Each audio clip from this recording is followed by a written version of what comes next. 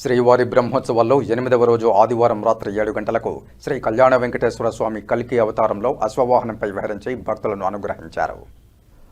ఉపనిషత్తులు ఇంద్రియాలను గుర్రాలుగా వర్ణిస్తున్నాయి.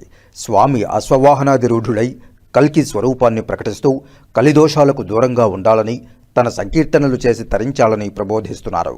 వాహన సేవలో ఆలయ special grade deputy EO Varalakshmi, AEO Gopinath, కంకణ భట్టార్ బాలాజీ రంగాచార్యులు, సూపరింటెండెంట్ రాజ్కుమార్, టెంపుల్ ఇన్స్పెక్టర్లు మునికుమార్, ధనశేఖర్ విశేష సంఖ్యలో భక్తులు పాల్గొన్నారు.